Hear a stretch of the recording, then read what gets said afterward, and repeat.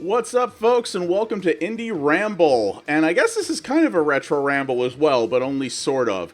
Yeah, you're seeing this right. We've got another new Double Dragon game. There's been a number of these in the last few years. The owners of the former Technos IPs, which is Arc System Works, who own Double Dragon, River City Ransom, and some others, have been taking an interesting approach with them. Rather than making their own games, their own new games, they've been licensing the IP out to various developers and publishers to take their own cracks at it. Kind of a cool approach. It's resulted in some pretty interesting stuff and some less than interesting stuff. But this is possibly... This is not just the best new Double Dragon release. I'm going to say this might be the definitive Double Dragon game. And I know that's a tall order, but I'm going to show you this and show you why I think that's the case. So yes, as you heard, this is Double Dragon Gaiden Rise of the Dragons. And it's by a developer who I have to admit I'd never heard of before. They're a small Malaysian team, but they've done a couple of indie brawlers before that. And let me just tell you right now, these guys get it. You know, the problem with brawlers is that it's a very simplistic genre at its core. And it's very hard to make one of these in the modern era that isn't a very quick sort of one-and-done experience. It's very hard to make a brawler that sort of fits with what players expect out of a modern title. And making that genre work has not been very easy, and a lot of devs have had a hard time with it. These guys figured it out, and they've done it by making it almost kind of a roguelite. Almost. It's really cool, and I'm going to show you this here. So we're going to break down a bunch of stuff. There's a lot of systems at play in this thing. So we're going to check that out. So, all right. So we'll start another save here. So this whole cash out thing, you're going to see what that's about after. So for starters, check this out. Because this is the amount of customizability you have just in terms of setting up your run, if you will. The game does have two-player co-op, sadly local only, though there are ways to deal with that and sort of make it pseudo-online if you are on PC, which is nice. You have continue types. We're going to explain what that means, as well as the token stuff. And you can adjust difficulty up and down on a whole bunch of different metrics, and this will change what's called that exchange rate. Again, we'll get into that. We're just going to go with the standard stuff here. So this is Double Dragon. It's the usual, like, it's a post-apocalypse, and the cities are overrun with crime, etc., etc. The one thing I do kind of wish is that these little interstitial, I guess you'd call them cutscenes, but I wish they were a little bit more than just stills like this. There's really not much to them. Like, there's no animation. It's not voiced, which I don't really have a problem with, but as you can see, it's just static screens with text. I don't know. Feels like they could have punched that up a little bit more. But you're really not here for the story, you know, it's a brawler, you know, it's just giving you a framework for, there's a bunch of guys beat they up, you know, that's really what this is about here. So I'm just going to jump past this. Now, here's what's crazy. So you've got the standard Billy and Jimmy Lee characters, the Double Dragons, if you will. But through that token system that we've talked about, you have the ability to unlock a whole bunch of other characters, and you start with additional ones as well. So Marion, who used to be the damsel in distress, is now a sort of gun-wielding character. And yes, there are guns in this. I'll show you that. You've got Uncle Mateen, and then you can unlock others. So I've unlocked a Bobo, Burnov, Chintai Mei. These are bosses that you're actually able to play as, which I think is really cool. And there's a whole bunch of other ones here that you can unlock as you go. And you can choose a primary and a secondary, and I'll show you what that means. So you jump into a level here. Now, this is what's interesting about the game. So there's a series of different levels, and you can attack the levels in whatever order you want. But subsequent levels after the ones that you complete not only get longer, but they have more challenges and they get harder. The bosses get tougher, the enemies get tougher, and the scenarios get tougher. And that's all down to what order you choose to pursue the levels in. It's a really cool concept. And I think it's a really neat way to add a lot of replayability to this, because they've designed this so that you do have to do multiple runs. That's where the sort of roguelite-ish part of it comes in. So here we go. So we've picked these two characters here, And what you do is you've got a standard attack, which in this guy's case is a gun. Actually, Marion's a gun too, so I've kind of doubled up on the gun characters, I guess. Oh well. And then you have your normal attack, and then by completing those and by getting hit and picking up those little blue gems that you see the enemy dropping, you fill your special meter. Every character has their own specials. And there are multiple specials that you can trigger depending on which way you hold the control stick when you fire it off. And so there we go. Crowd control will explain in a second too. Like I said, there's a lot to this. So every character has their own special, which is what's really cool. But what you can also do if your special meter is full is you can tag in your other character. And this is what's interesting. They've actually turned this into a tag battler. And what you can do is you can change between the two different characters, which again have their own weapons and special moves, as you can see right here. And you can change back and forth if you want, but you also get effectively 2 lives. So if one of your characters gets killed, then the other one will take over. And if both of your characters are alive, though, and you can swap them out strategically, you'll actually see that... So let me get Marion here to take a couple of hits. So you see there's that purple section there in her health bar? Yeah, so if I switch out, she will actually heal up to the edge of that purple section. So she won't fully heal her health, but she will heal a percentage of it based on what she's taken in damage. And if you tag her out while she's off, she will heal up to that certain point. So in some of the more difficult encounters, it really behooves you to switch between your characters on a regular basis in order to make sure that neither one of them is taken out entirely. And then at the end of your run, you get to purchase upgrades, 1 upgrade per each of your active characters that will apply throughout the rest of the game, which you have to be careful of because, as I said, levels get both bigger and harder as you go.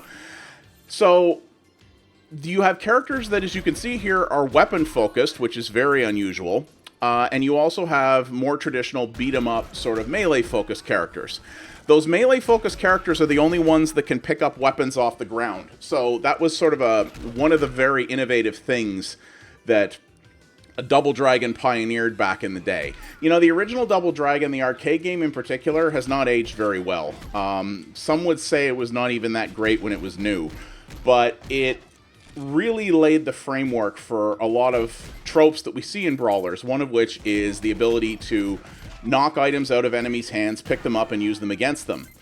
Only the melee-focused characters in this game can do that. If you are someone who has non-standard, like non-martial arts, let's say, not even melee, martial arts-focused characters. So if you're not a character whose primary attacks are fists and kicks, then you are not going to be able to use those. So yeah, you have to take that into account as well when you're using your different characters. Now you have sort of general attacks. You can also have jump level attacks, and you do have a grab as well. Now in some cases it is an actual grab, where you'll pick up a character and then depending on what button you press, execute a move on them. Or in the case of Marion, what she does is she sort of executes a dodge and then takes out a baton and does kind of an AoE clearing effect. So every character has a fairly diverse moveset, and it really changes up how you play the game a lot, and you have to sort of learn each of these. Now, in addition to being able to tag your character out to heal them, you've seen these things that have been popping up called crowd control, and this is a really neat way to do this. So in most brawlers, healing items, which traditionally take the place of food, are represented by food items, are usually found in objects. So you smash crates, you smash, other things in the environment, and occasionally food pops out. You have to memorize where these are and make sure that you don't kind of get screwed on your health by the time you get there. Well, it works totally different in this. What happens is, if you take out enemies with what's called special KOs, which is by using your special move, if you take out 3, a low-level healing item will appear. You take out 4, a medium one will appear. You take out 5, a whole-ass turkey dinner appears that can almost entirely heal you up. And the special KOs, you have to do a minimum of 3 to unlock this, but you can actually do more than 5 if you get enemies crowded together, but 5 is the maximum. And that's how you get healing items. And because of the way the damage model works in this, that's something you actually really have to pay attention to in order to keep your characters healed up. And in addition to that, if the healing items drop and your character is actually full, you'll get extra money instead for picking it up.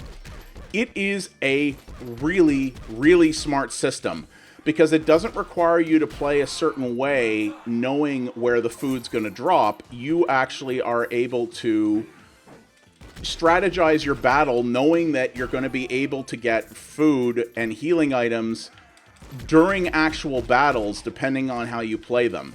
And it encourages you to be aggressive, and it encourages you to, as the name implies, to crowd control, to get enemies to cluster together so that you can execute the special moves and get the healing items that they drop. It doesn't require you to play super conservative because you know, okay, at this point in the level, this is where the healing item's going to be. I'm amazed nobody's thought of that before, but it's brilliant, and it's a fantastic system that I love. Now, in boss battles like this, there are some items in that will fall out of actual objects just to help you keep things balanced during the boss fights. So, you see here, we're fighting one of the bosses right now. Now, in the earlier levels, this is all you're going to fight. But in later levels, as you progress on, the levels will not only have multiple sections, each with their own boss fight, but the bosses in later levels will start to have minions with them that you also have to take out. Not just spawning ads like what's happening here. They'll actually have high-level enemies accompanying them with their own health bars, and you have to take out all three in order to win. So as your run continues, the levels get, as I said, bigger, more dense, and the bosses get tougher. Again, brilliant system that I've never seen done before, and I love it. I think it's so smart. And we haven't even talked about the money system yet. We will get into that momentarily.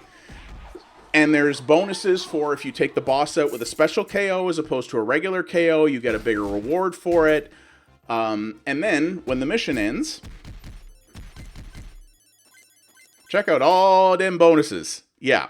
If you get the Kingpin with a special KO, you get more money. If you take him out quick, you get money. You get money based on your remaining health, your top combos, chains, how many crowd controls you did, bonus objectives, which I will show you. And this is the thing. So you can spend this money. You can either hoard this money to get tokens, which I'll show you what they do later, or you can spend chunks of it on upgrades for your characters for the rest of this run. So it improves each character's stat, or in some cases you can just take more money if you want. So you get one upgrade per character if you have the funds, of course.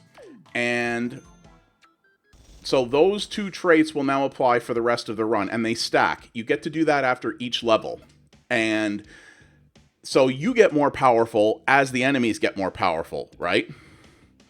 So this is what's such a clever idea about it. So now you're going to see what happens here. So we've beat this level. So now you're going to see that the structures for all the other ones are getting bigger. And there's additional bosses and additional enemies with them. You see, it actually shows you what you're going to be facing there. And there's also bonus objectives. And those are very simple. You have to do them in order. And for each one you get extra money if you can pull them off. And you get there's an additional one added with each completed level. There's just so many different moving parts here that make the experience super cool. And that's what I think is so interesting with this. It really encourages you to play things a different way if you want. It's just so smart. So here's what I'm going to do. I'm going to back out here and show you a couple of the other characters. So you can quit out. And then I'm going to show you a little bit about how the systems work in terms of what this cash out thing is here. You're going to see. So we will explain what that is. So before we start the next run, let's do that. So you can earn tokens. And you get the tokens by cashing out of your run. So every time you die in the game, you can revive yourself. But if you do that, it costs a certain amount of money. And then that amount of money goes up with each additional revival that you do. And that's money you can't spend later. If you choose not to revive yourself, you can... if you choose not to revive yourself, you can restart at the last checkpoint, which can take you back quite a ways, or you can end the run and cash out. And depending on the parameters by which you start your run, you will get a token for X amount of money that you have at the time. So you can do things like permadeath, for example, where you can't continue, you get instantly cashed out. You can have infinite continues if you want, or you can have, you know, full continue types that cost tokens as well. And you can adjust the difficulty up and down depending on how much you want to cash this stuff out. And then you spend these tokens in what's called the token shop. Some of them are just for these simple things like gameplay tips. Some of them are for art. I think the art's a little expensive. It's like concept. It's one of those concept art gallery things. It's cool. I think it's a little expensive what they're asking for these things. You can unlock music tracks like in a jukebox format that you can play at any time, or the main meat of the thing, which is you can unlock additional characters. This is where I've been playing all the characters I have. So you see I have 4 left, but they start getting quite expensive. That I assume is the final boss, but it's 50 tokens, which is a lot.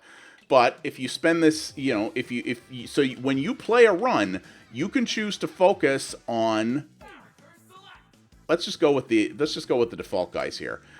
So when you start a run, you can choose to focus on, okay, I'm going to put strategic upgrades into my character so that I can beat the game and actually, you know, complete the final objective, or I'm going to focus my options more on hoarding money so that when this run ends, I can cash out, get a whole bunch of tokens, and unlock other things, whether it's characters or the other artwork and things like that you want. It's such a cool idea, and it's so neat. It's not microtransaction driven. There's no real money you can spend to buy more tokens or anything like that. It's just stuff you earn through playing, and honestly, it's I'm not going to call it hyper generous, but you're not going to be grinding for hundreds of hours in order to get. There we go. I did the grab there, though the other guy got me. You're not going to be grinding for hundreds of hours in order to unlock everything this game has to offer. Far from it. I think they've paced it in a way that will encourage you to play it more, but you're not going to have to play it to the point of driving yourself nuts. You know what I mean? It's a really nice balance. And the way, just the package that this offers in terms of the way the levels evolve, the way the bosses evolve, the money system and the token system, the fact that you can do minor per run upgrades in between each level if you want, or you can just choose to take the greed route for them. It's just so smart. And these guys get it. They really do. The developer behind this, like I said, I hadn't heard of them before, but they have nailed it. This is how you make not just a new Double Dragon game. This is the kind of way you innovate in the brawler genre. This is the way you make a new one of these games in this day and age. And you know, where the brawler genre has always been somewhat niche because no one's really innovated on the formula that worked very well in arcades back in the 80s and 90s, but in this day and age doesn't really work because brawlers are good, cathartic, simple fun, but they're also by and large, it's a very shallow genre. I like brawlers. I've always liked brawlers. But I'm under no delusion that these are not crazy deep titles, and they've never meant to be. But these guys figured out how to add real depth to a brawler and really encourage replayability. And replayability in different ways, with different characters, different strategies, different methods, to try to tell you, you know, here's the different ways that you can go about this and play it till the end. And you're not gonna, and if you choose to play the levels differently, you're gonna get a different experience. You're gonna get different bosses. You're gonna get different level sets. If you want to see all the different levels and all the different components of them, then you don't want to play the levels in the same order, because each level can have multiple different segments, and you don't get to see all of those and experience all those different components of the level unless you choose to mix up the order. So it's really encouraging you to not hyper-focus and do everything in the same way. It's just such a great system, and I really love the way they've done this. The game is, on its default settings, it starts easy. It's looking easy right now. I know it is. But it really isn't. It starts to get tough really quick. On the later levels, it starts to get very, very... it can get quite challenging and require a lot of strategy and a lot of smart use of your upgrades and special attacks and things like that. some things you have to really, you're going to have to pay attention to it when you're working at this on the later levels. So for people who like old school brawler challenge and who want maybe some of that arcade difficulty, you can get it in this, and that's just on the default settings. You can make the game artificially harder on yourself if you want, and it will reward you for that. That's the cool thing. It reminds me a little bit of the the granular race difficulty setting that you can do in the Forza games, the Forza Motorsport series, where it gives you a lot of different knobs you can twiddle to increase or decrease difficulty, and it affects how much money you're rewarded at the end of a race. The harder you make the game on yourself, the more of a reward you get. That's exactly what they've done here. And I think it's so smart. And yeah, I think the pixel art in this is really, really good. I think the music is pretty cool. The animations could be, some of them, the walking animations maybe could have a little more depth to them, but really, you're not paying that close attention. In terms of the fighting animations, I think they look really good. I think it plays quite well in that respect. You know, the controls are snappy and responsive. You know, the problem with especially the OG Double Dragon in the arcade was that game was horribly optimized. It ran terribly. It had a terrible frame rate. It was really, the controls were super laggy. And of course, it was an arcade game, so by design, it played pretty darn cheap. And this, I've never really found that. Yes, there are situations where you can find yourself ganged up on and not really able to get your footing and move again, right? But that has happened fairly rarely to me, honestly. There we go.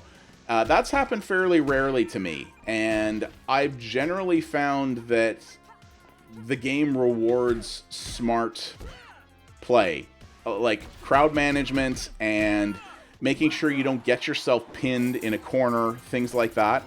It's been pretty good at that.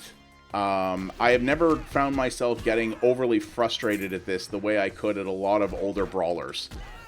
Because I'm like, okay, can you let me stand up here, please? So you can't just keep me stun locked so that I get screwed and need another quarter. And they were totally designed to do that, by the way. This one is for home users, and they seem to really respect not just what players want in this day and age, but just they just seem to respect your time a lot more than, older arcade brawlers might have. I will say that the balance between the different characters, it's subjective, but I would say that there is some balance definitely in favor of the... Oh yeah, this is a cool one. If you get hit by that Anubis attack, your controls temporarily reverse, which I think is quite clever. I think the gun-focused characters, ranged-focused characters definitely have a little bit of an advantage. Because you can, hit the majority of the enemies from quite a long ways off. I've found that I tended to have an easier time with those characters. With these guys, while they do good damage, you have to get in people's faces, obviously, to deal with them, which with higher level enemies can be a bit frustrating. I've run into that before, whereas with the gun characters, it's pretty good at having enemies catch up to you quick so that you can't just stand at a really far distance and mash your gun at them. But my experience has been that it's been easier to fight with the gun-focused characters. I think if you were playing in a co-op situation where you had two heavily gun-focused characters, you'd probably have an easier go of it. But this is not a fighting game, right? This isn't competitive. It doesn't need perfect balance. It doesn't really need that kind of thing. It's a brawler. This is something you play for stupid fun with your buddies, right? And it absolutely succeeds at that. I think the work they put into this and the innovations that they put into this are frankly really impressive. And like I said, Double Dragon games in the last few years have been very, very mixed. We had a few that were good and a few that were really not. This one is probably the best Double Dragon game I've ever played. Just because of it respects the source material, it understands what makes a brawler good, but it brings a whole bunch of modernizations to the table that, like I said, it's kind of stunning no one has done before now. So many things where you're like, duh, obviously, those are brilliant ideas. Why did it take this long for somebody to figure this out? And I hope a lot of people, indie devs who are still trying to keep the flame alive for brawlers, take a lot of lessons from this and a lot of ideas from this. I really hope that this inspires a lot of innovation in a genre that has traditionally really lacked a lot of it. And I think this game is great, but I'm also excited to what it could bring to the future of this genre that has struggled to find its footing in the modern era, but which I still love the roots of. And I really would love to see what they can do with this. But yeah, that is Double Dragon Gaiden Rise of the Dragons. This might sell you on the concept of brawlers if you're not normally into it, just because of all the extra depth that this one has. It may be worth trying if you're not someone who's into brawlers, but if you are, get this. This is one of the best that's out there right now, and I really can't recommend it enough. I've had a blast with it, and I'll be playing a lot more of it for sure. So yeah, thank you guys very much for watching. I do appreciate it. If you liked what you saw here, please do all the normal YouTube things. Those really do help the channel out a great deal. Leave a comment down below. Tell me, are you into brawlers, and what do you think of what this is bringing to the table? Are you not into brawlers and maybe interested in the genre now that this one's out there? And what are some other modern brawlers that you like? I've covered a few of them on this channel, but there are some other ones out there, and just because they're not as innovative as this one is, doesn't mean they can't be good games in their own right, eh? So definitely always like to know about that. And as always, you can follow me over at twitch.tv/pxabstraction for multiple variety streams a week. I cover other indie games as well as true retro stuff over there, including a bunch of games that are better suited to be covered on Twitch than YouTube. We have a fantastic community there, and I would love to see you be a part of it. Thank you again, everybody, and I'll see you in the next one. You folks have yourselves a good one. Take her easy.